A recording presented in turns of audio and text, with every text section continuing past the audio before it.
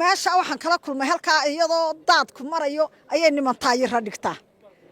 taayirray dhigan jiray dabata taayirrada markay dhigtaan adoon lacag haysan markaad ku soo hagaagtay tidhaa allahooyaan ka tallaabo way naga noo soo dhawaan bay odhan jiray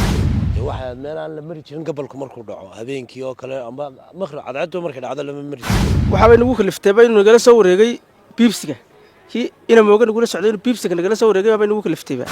markaas wax badan ka bedelay waaslee maanta waxyaabo badan buu naga bedelay dad aan hore iskaar kara cusub maanta noo soo talaabo noogi intani waxay u muuqataa caqabad muddo dheer taagneyd oo haatan xal loo helay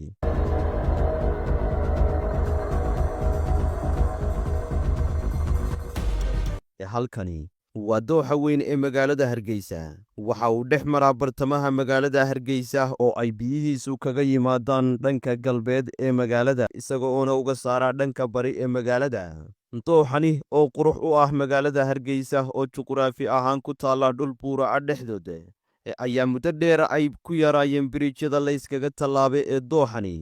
kaasi oo caqabad ku ahaa dad badan waqtiyada roobka iyo habeenkii oo halis ku ahaa nafaha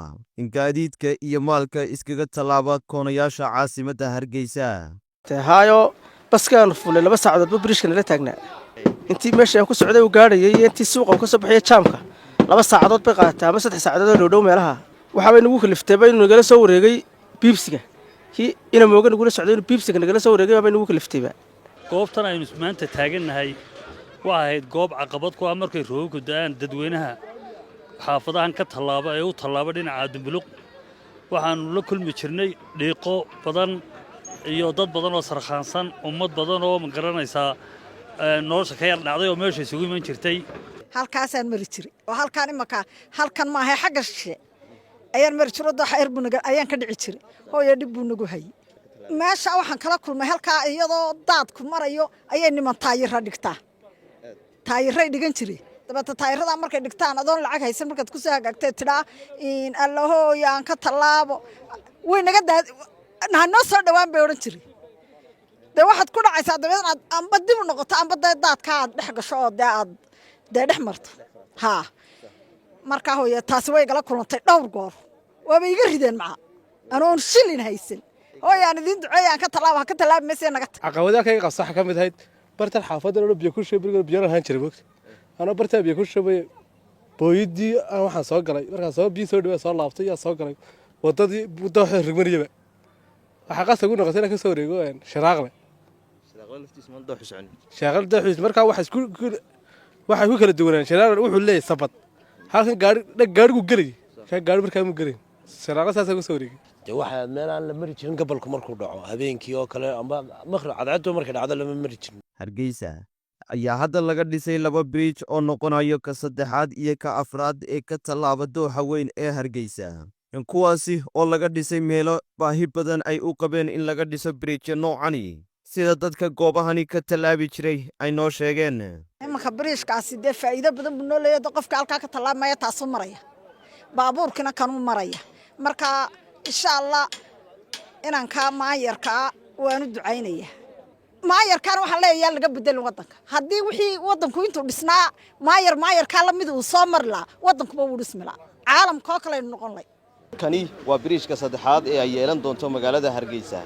kaasi oo isku xidhaya degmooyinka Gacan Libaax iyo waliba Maxamuud Hayde maanta waxaan rajaynaynaa hawshan ka socota mid barakaysan baan u rajaynaynaa waxaanu maayarka magaalada Hargeysa uga mahadnaqaynaa sida uu hawsha u wado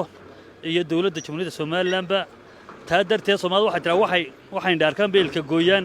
waxa baan u lahayn maayarka mar labaad hana loogu celiyo waa dhul dhis u noqday